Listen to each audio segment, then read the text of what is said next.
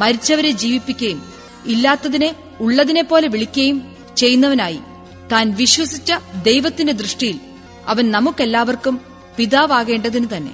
മരിച്ചവരെ ജീവിപ്പിക്കുകയും ഇല്ലാത്തതിനെ ഉള്ളതിനെ പോലെ വിളിക്കുകയും ചെയ്യുന്നവനായി താൻ വിശ്വസിച്ച ദൈവത്തിന്റെ ദൃഷ്ടിയിൽ അവൻ നമുക്കെല്ലാവർക്കും പിതാവാകേണ്ടതിന് തന്നെ ഞാൻ നിന്നെ ബഹുജാതികൾക്ക് പിതാവാക്കി വെച്ചു എന്ന് എഴുതിയിരിക്കുന്നുവല്ലോ. നിന്റെ സന്തതി ഇവണ്ണമാകും എന്ന് അരുളി ചെയ്തിരിക്കുന്നതുപോലെ താൻ ബഹുജാതികൾക്ക് പിതാവാകും എന്ന് അവൻ ആശയ്ക്ക് വിരോധമായി ആശയോടെ വിശ്വസിച്ചു. അവൻ ഏകദേശം 100 വയസ്സുള്ളവനാകിയാൽ തന്റെ ശരീരം നിർജീവമായി പോയതും സാറയുടെ ഗർഭപാത്രത്തിന്റെ നിർജീവത്വം ഗ്രഹിച്ചിട്ടും വിശ്വാസത്തിൽ ക്ഷീണിച്ചില്ല. റോമാലേഖനം 4-ാം അധ്യായത്തിന്റെ 17 മുതൽ 19 വരെയുള്ള വാക്യങ്ങളാണ് ഞാൻ വായിച്ചത്. താൻ ബഹുജാതികൾക്ക് പിതാവാകുമെന്ന് അവൻ ആശയ്ക്ക് വിരോധമായി ആശയോടെ വിശ്വസിച്ചു. ദൈവത്തിൽ നിന്നും നമുക്ക് വല്ലതും പ്രാപിക്കണമെന്നുണ്ടെങ്കിൽ അബ്രഹാം വിശ്വസിച്ചതുപോലെ ആശയ്ക്ക് വിരോധമായി ആശയോടെ വിശ്വസിക്കുന്നവരായിരിക്കണം. എന്താ അതിന്റെ അർത്ഥം? ഒരിക്കലും പ്രതീക്ഷിക്കുവാൻ കഴിയാത്ത സാഹചര്യത്തിൽ പ്രവർത്തിക്കുന്ന ഒരു ദൈവം ഏതെല്ലാം രീതിയിൽ മാനുഷികമായ രീതിയിൽ ചിന്തിച്ചാലും നടക്കുകയില്ല, ഇല്ലെങ്കിൽ സാധ്യമാകുകയില്ല എന്ന് വിചാരിക്കുന്ന സ്ഥാനത്ത് പ്രവർത്തിക്കുന്ന ഒരു ദൈവം, ആരുടെയും ഹൃദയത്തിൽ തോന്നാത്ത കാര്യങ്ങൾ ചെയ്യുന്ന ഒരു ദൈവം. ചെങ്കടലിന്റെ മുന്നിൽ ഇസ്രായേൽ ജനങ്ങൾ വന്നു നിന്നപ്പോൾ 2 സൈഡിലും ഉയർന്നു നിൽക്കുന്ന മലകളും മുന്നിൽ ആർത്തിരമ്പി വരുന്ന തിരമാലകളുള്ള കടലും പുറകിൽ സൈന്യങ്ങളും, എവിടേക്ക് പോകണമെന്നറിയാതെ ജനം നട്ടം തിരികെയാണ്. 1-2 പേരല്ല എന്നോർക്കണം, വലിയ ഒരു സമൂഹം, ഒരു ജാതിയാണ് അവിടെ വന്ന് നിന്നത്. 1000 വഴികൾ അടഞ്ഞാലും അതിന്റെ നടുവിൽ കൂടി പുതിയ വഴികളെ തുറക്കുന്ന ദൈവം സമുദ്രത്തിന്റെ അടിയിൽ കൂടി ആ ഒരു ജനത്തിന് മുഴുവൻ, ഒരു ജാതിക്ക് മുഴുവൻ, ഒരു രാജ്യത്തിന് മുഴുവൻ കടന്നു പോകത്തക്കവണ്ണം ഉണങ്ങിയ നിലത്തെ ഉണ്ടാക്കി എന്ന് പറയുന്നത് നമ്മുടെ ചിന്തയിൽ വരുന്നതോ നമ്മൾ എത്ര ആലോചിച്ചാലും മനസ്സിലാകുന്നതായ ഒരു കാര്യമല്ല. അബ്രഹാം ആശയ്ക്ക് വിരോധമായി ആശയോടെ വിശ്വസിച്ചു എന്നാണ് ഇവിടെ എഴുതിയിരിക്കുന്നത്. 4-ാം അധ്യായത്തിന്റെ 1-ാം വാക്യം മുതൽ നമ്മൾ വായിക്കുമ്പോൾ, എന്നാൽ നമ്മുടെ പിതാവായ അബ്രഹാം ജഡപ്രകാരം എന്തു പ്രാപിച്ചു എന്ന് പറയേണ്ടു. അബ്രഹാം പ്രവൃത്തിയാൽ നീതീകരിക്കപ്പെട്ടു എങ്കിൽ അവന് പ്രശംസിപ്പാൻ സംഗതിയുണ്ട്, ദൈവസന്നിധിയിൽ ഇല്ലതാനും. തിരുവെഴുത്ത് എന്തു പറയുന്നു? അബ്രഹാം ദൈവത്തെ വിശ്വസിച്ചു, അതവന് നീതിയായി കണക്കിട്ടു എന്ന് തന്നെ. അധർമ്മം മോചിച്ചും പാപം മറച്ചും കിട്ടിയവൻ ഭാഗ്യവാൻ. കർത്താവ് പാപം കണക്കിടാത്ത മനുഷ്യൻ ഭാഗ്യവാൻ. അല്ലാതെ സ്വത്ത് കിട്ടുന്നതോ വീട് കിട്ടുന്നതോ ജോലി കിട്ടുന്നതോ ഈ ഭൂമിയിൽ നമ്മൾ ഉണ്ടാക്കുന്നതെന്തെങ്കിലുമോ ലഭിക്കുന്നതെന്തെങ്കിലുമോ ഭാഗ്യമാണെന്നല്ല ദൈവവചനത്തിൽ പറയുന്നത്. അവയൊക്കെ നമ്മുടെ ജീവിതത്തിൽ ഐശ്വര്യമായിരിക്കും. അവയൊക്കെ മരണം വഴിയായി നമ്മൾ ഈ ലോകത്ത് നിന്ന് കടന്നു പോകുമ്പോൾ ഇവിടെ ഉപേക്ഷിച്ചു പോകുന്നതാണ്, ഒന്നും കൂടെ കൊണ്ടുപോകുവാൻ കഴിയുന്നതല്ല. എന്നാൽ ജീവിതത്തിൽ നിത്യതയിൽ ചെല്ലുമ്പോൾ സന്തോഷം അനുഭവിക്കുവാൻ ദൈവത്തോടൊപ്പം ക്രിസ്തുവിനോടൊപ്പം വസിക്കുവാൻ കഴിയുന്ന കാര്യങ്ങളെക്കുറിച്ചാണ് ഇവിടെ പറയുന്നത്. പ്രധാനപ്പെട്ട കാര്യങ്ങളാണ്. മരണം വഴി നഷ്ടപ്പെട്ടു പോകാത്ത കാര്യത്തെക്കുറിച്ച് പറയുകയാണ്. അധർമ്മം മോചിച്ചും പാപം മറച്ചും കിട്ടിയവർ ഭാഗ്യവാന്മാർ. കർത്താവ് പാപം കണക്കിടാത്ത മനുഷ്യൻ ഭാഗ്യവാൻ. ഒരുവൻ ദൈവസന്നിധിയിൽ തന്റെ പാപങ്ങളെ ഏറ്റു പറയുമ്പോൾ കർത്താവ് അതൊക്കെ മനഃപൂർവ്വമായി ക്ഷമിച്ചു കൊടുക്കുന്നു. അങ്ങനെ കർത്താവ് പാപം കണക്കിടാത്ത മനുഷ്യൻ ഭാഗ്യവാൻ. കഴിഞ്ഞ ദീർഘവർഷത്തെ എന്റെ പരിചയം വെച്ച് ഞാൻ പറയട്ടെ, അനേകം ആളുകളും അവര് നിൽക്കുന്ന സഭയോടുള്ള കൂറിലാണ് പഠിപ്പിക്കുന്നത്, സഭ പറയുന്നതാണ് പഠിപ്പിക്കുന്നത്, അവരുടെ മേലുള്ളവർ പറയുന്നത് അനുസരിച്ചാണ് അവർ പഠിപ്പിക്കുന്നത്. അത് ശരിയായ ഒരു പഠനമല്ല എന്ന് പറയട്ടെ. ഏതെങ്കിലും സഭയിൽ നിന്നുകൊണ്ട് സഭയ്ക്ക് വേണ്ടി പഠിപ്പിക്കുന്ന ഒരുപാട് പേരുണ്ട്. അവര് സഭ പറയുന്നതൊക്കെ പഠിപ്പിക്കും. എന്നാൽ ദൈവവചനത്തിലുള്ളത് ജനങ്ങളെ പഠിപ്പിച്ച് കർത്താവിങ്കലേക്ക് ജനത്തെ ആദായപ്പെടുത്തുവാൻ ആഗ്രഹിക്കുന്ന സുവിശേഷകരുണ്ട്.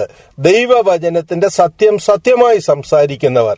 അവരൊക്കെ നടത്തുന്ന ക്ലാസുകളുടെ ബൈബിൾ സ്റ്റഡി നമ്മൾ പഠിക്കുകയാണെങ്കിൽ ദൈവവചനത്തിൽ എഴുതിയിരിക്കുന്നതിന്റെ സത്യം എന്താണെന്ന് ഗ്രഹിക്കുവാനായിട്ട് കഴിയും. ദൈവവചനത്തോട് നീതി പുലർത്തി പഠിപ്പിക്കുന്ന ആളുകളുണ്ട്. അവര് പഠിപ്പിക്കുന്ന ബൈബിൾ സ്റ്റഡി പഠിക്കാമെങ്കിൽ ദൈവവചനത്തിൽ എന്താണ് പറഞ്ഞിരിക്കുന്നതെന്ന് മനസ്സിലാകുകയും അതോടൊപ്പം ക്രിസ്തുവിലേക്ക് നമ്മൾ ചെന്നു ചേരുവാൻ ഇടയാകുകയും ചെയ്യും.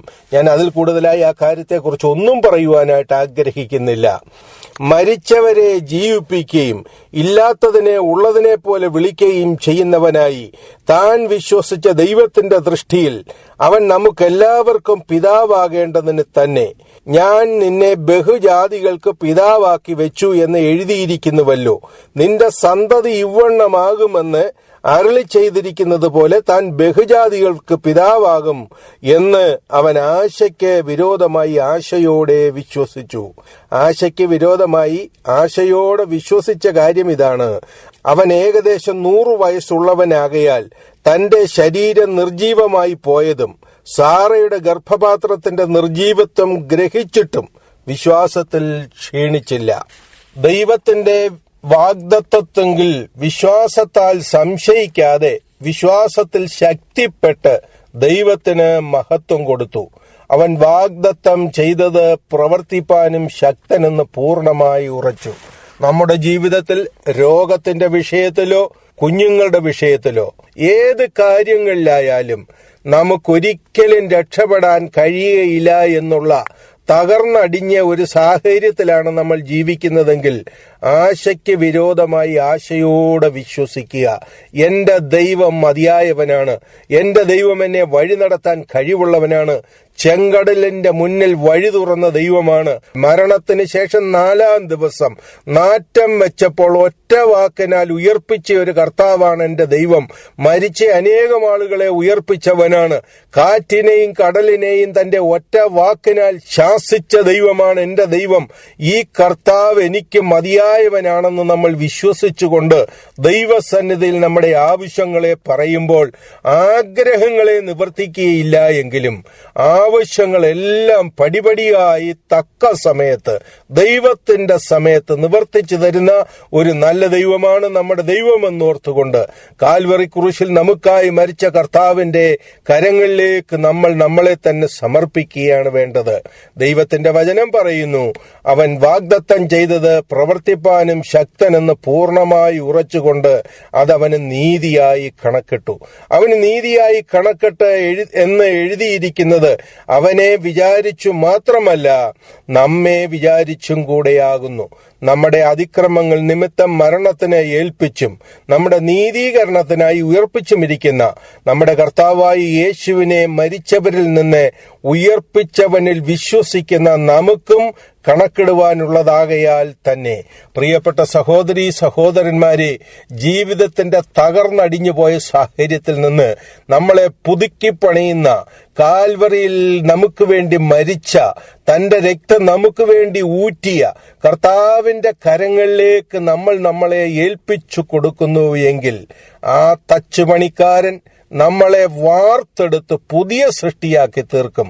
ഇന്നുവരെയും ജീവിതത്തിൽ അനുഭവിക്കാത്ത സന്തോഷവും സൗഭാഗ്യവും മരണത്തെ വെല്ലുന്ന ധൈര്യവും നമുക്ക് നൽകിത്തന്ന് നമ്മളെ പുതിയ സൃഷ്ടിയാക്കി തീർക്കും. നമുക്ക് നമ്മളെ തന്നെ ദൈവകരങ്ങളിലേക്ക് സമർപ്പിക്കാം. ദൈവം നമ്മെ ധാരാളമായിട്ട് അനുഗ്രഹിക്കട്ടെ എന്ന് പ്രാർത്ഥിച്ചുകൊണ്ട് 5-ാം അധ്യായത്തിൽ നിന്നും മറ്റൊരു മെസ്സേജ് പറയുവാനായിട്ട് താല്പര്യപ്പെടുന്നു. ദൈവം നമ്മെ ഏവരെയും ധാരാളമായി അനുഗ്രഹിക്കട്ടെ. തുടർന്നും ഇതുപോലെയുള്ള സുവിശേഷ പ്രസംഗങ്ങളോ ഗാനങ്ങളോ അനുഭവ സാക്ഷ്യത്തിന്റെ സിഡികളോ നിങ്ങൾക്ക് ലഭിക്കണം എന്ന് താല്പര്യപ്പെടുന്നു എങ്കിൽ സിഡിയിൽ കാണുന്ന അഡ്രസ്സിലോ ടെലിഫോൺ നമ്പറിലോ samkuttimaman@yahoo.com എന്ന ഇമെയിൽ അഡ്രസ്സിലോ ഞങ്ങളുമായി ബന്ധപ്പെടുക.